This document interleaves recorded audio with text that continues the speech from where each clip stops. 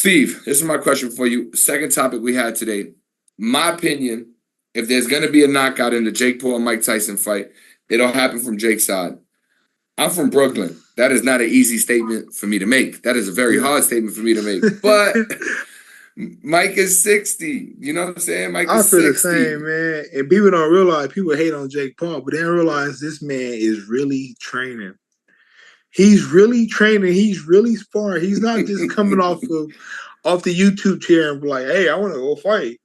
He's really going to the gym and training and putting in work. Like, he really want to fight.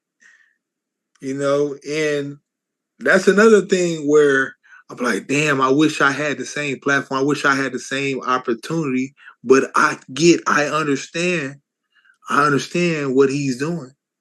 People hate on him and stuff like that. But like, if you got to a certain place and you can do it, then why not do it? Why would you listen to what people are saying not to do and I'm gonna do it? If people gonna pay me $1 million to fight because I got a lot of support on YouTube, I'm gonna do it. Facts. But like back to you said about Tyson. Me, I don't want him to beat Tyson. I want Tyson to beat his ass because I was Tyson. You know what I mean? It's Mike Tyson. But realistically, if I had to go put my money on something, I'm putting it on Jake Paul. But he's young. He's really training. Mike Tyson's old. You know. He's been beat up before by young upcoming guys, and I feel like Jake Paul he's going to beat him. If he don't knock him out, it's going to be a one-sided fight either way. Though I feel like it's going to be a one-sided fight. Let me ask you this. Oh, no, go ahead. Tyson's not that type of fighting style where he can be the wizard. Like Mayweather, when he get older, he can do stuff like that because he has the IQ and the boxing style to pull that off. But Tyson, since he was younger, he's always been a fighter. Like he just knew how to fucking fight and beat somebody and knock somebody the fuck out. Like, well, you get older and he don't have that. Just like Roy Jones, you get older, he didn't have the boxing skill and the in the defense and stuff like that. So when he got older and he slowed down, it was bad for him. Same thing with Tyson. My opinion on it, right, is that at 168 pounds, at 200 pounds, a heavyweight, which is what they're fighting at essentially, Jake, he's a young guy, he's fast. The only way he don't knock him out is if he shows him mercy. I think, dude, like, I think the kind of hate Jake would catch for actually, like, putting Mike out, like, kind of be like, was it Muhammad Ali? He better off just giving him mercy in this fight. Yeah, like, just don't even go there, right? Like, just win. Yeah. I think he's gonna win. I get it. But if there is a knockout, it's coming from Jake Paul's side. But how about this? Jake Paul, this is a really big fight for him. Obviously, it's a commercial kind of thing, right? It's on Netflix. It's Mike Tyson. He's gonna make a lot of money, but he does have aspirations of being taken seriously as a fighter. He has called out Canelo many times. At 168 pounds. There's y'all camps are loosely related, right? Bud has a relationship with Jake Paul. Could you be a guy that would you fight Jake Paul if that fight came? Hell yeah. I called him. I had a video that went viral years ago that I was called because Rick Ross. It was to Rick Ross. It was a response to Rick Ross saying, I got money on anybody to fight Jake Paul. He was like promoting him. And I made a response to it. I'll fight Jake Paul. Fuck yeah, I'll fight Jake Paul. You been around him? Anyway, if he want to do 200, I'll do 200. Ooh, put a number on it. Hey, have you been around him? Because I've seen Bud and him kind of, I don't know if they were around each other or they just interacted online. I forget what it was. No, it was his brother. Logan. His brother Logan. Logan came to Omaha. Yeah, that's right. Yeah, he came to Omaha. And I met him before that too because from the fight with Errol Spence, he sponsored. And he had a little Prime chain on. The motherfuckers was bringing hella Prime everywhere. We had Prime everywhere, dude. It was a nightmare, dude. We had the hotel fight week. I don't know why they did this, but they brought like 2 pallets of Prime. Just a hotel. To the hotel, like, dude, who's gonna drink all this fucking Prime? We ended up just leaving the hotel, like, hey, y'all do whatever with this shit. Hotel charge. Then the hotel had nerve to charge us. Charge Bud for leaving it. Oh yeah. Like, man, y'all can make money off that. Put it on your little pop machine. People gonna buy it. Facts. Man, Steve, let me make sure there's no more questions in the chat for you. There's definitely love for you. School of Skills been showing you a lot of love. You say you would definitely beat Jake Paul. I agree with you. You said Jake Paul's getting better. I don't know if the fellas. School of Skills wants to know, do you know where you can get the Crawford gear at? Like the official Crawford gear? Yeah, we it was on the website, but I don't know because his marketing manager controls the website. They may have sold out on there, but it used to be on the website on the TerenceBudCrawford.com.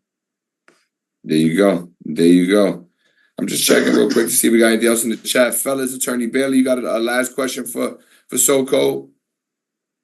Well, I just wanted to, if you had to say that there was one, because man, you fighting, you have the experience to be around one of the greatest fighters that just awesome specialists.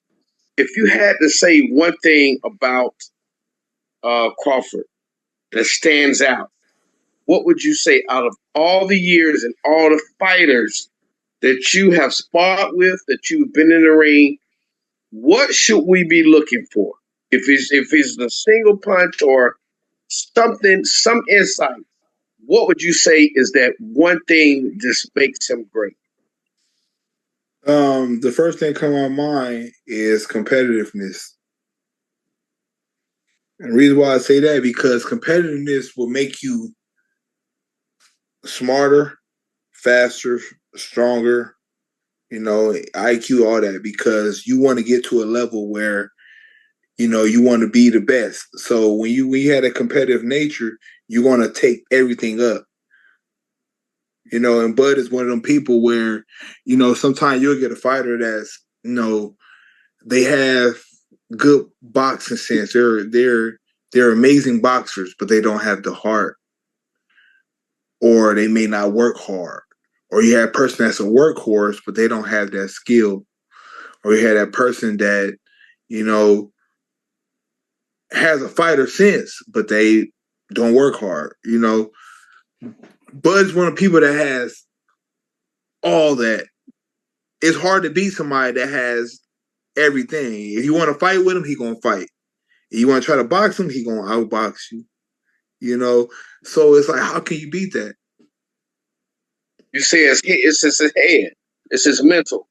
It's his mental, man. Some people just got it, man, and it comes from the background we came from in North Omaha. People hear Omaha and be like, oh, like they be thinking about like cornfields and stuff, but Omaha, Nebraska, the city, man, is rough coming up in North Omaha, which is like it's the hood basically.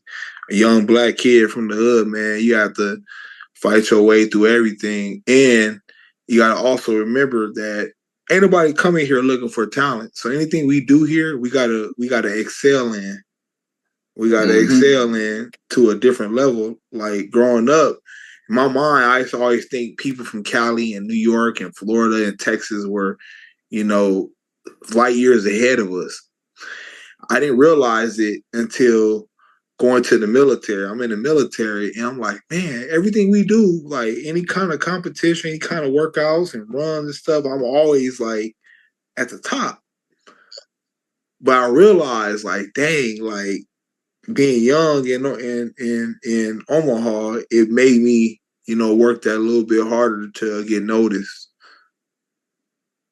There you go. Because it wasn't easy for her. Like I said, nobody's coming here looking for talent. Nobody's coming here looking for nothing. So to stand out, we got to work a little harder. And Bud is a perfect example of that, man. For sure. I think we got some. Thank you, Attorney Bailey. I think we got some other questions. Johnny boy, you had a question? Yeah, I just had two questions. Well, I wanted to know since you were growing up with Bud, were you around him when the shooting happened with him around that whole time? I was in the military. I had because one thing that saved Bud was boxing. The thing that saved me was going to the military because, like I said, we was in the street like bad, like gang That's why banging, I asked. Yeah. selling drugs and stuff like that. And the same dudes that shot him were the same dudes that jumped us like right before I went to the military. We had a big ass fight, man. It was crazy. Oh man. But what happened to him? What happened to the shooter? I don't know. I think he died. I think he ended up dying. Like I think he ended up passing away or some shit. But I had went to the military at 18 because it was to the point where I was like, man, if I don't make a change right now, I'm gonna end up like all my homies and all my family dead or in jail. And it sounds cliche to say that, but that's how it was. Everybody around me was like ended up getting killed or getting locked up for a long time. I got a homie right now that just called me before I had this call. He's serving a 115-year bid. So like I'm like, man, like common denominator, it's gonna come to me. I gotta get out of here. I went to the military. Like a year after being in the military, that's when Bud got shot in the head. They called me and like, man, Bud got shot in the head. You know, you hear somebody got shot in the head, the first thing you think is like, damn, he dead. Mm-hmm. You don't think like somebody says, oh, they got shot in the head. You don't be like, oh, is he all right? You like, damn, that nigga dead. So I'm like, fuck, man. I'm like, damn, they were crying and shit like that. And then they was like, but yeah, but like he in the hospital, he good. And then like 30, like a couple hours later, he called me. Like, man, niggas really shot me, dude. And we know who it is too. We know the dudes. I'm like, dang, it's them dudes. It's them. I'm like, oh shit. So right. But just one last question. Yeah, go ahead. Just one last question I want to ask you. You've seen Floyd Mayweather in his prime. You sparred with Crawford, you know, in his prime. Who wins if they were to fight in their primes, in your opinion? Without being biased, picking Crawford, like just honest, like just skill for skill. Man, fights like that, it's all about who execute their game plan the best. Like, there's a lot of fights like I don't win. Just like last weekend when Bivol and what's the name fought. It better be. I didn't have a win. Yeah, it better be. I didn't have a winner become like, man, those type of fights, it's all about who execute their game plan and who kick into overdrive at the right time. And with Bud, unbiasedly speaking, if I didn't know Bud and I didn't know Mayweather, I would do the same thing. I'm like, man, whoever picked the best game plan and stick to it is gonna win that fight.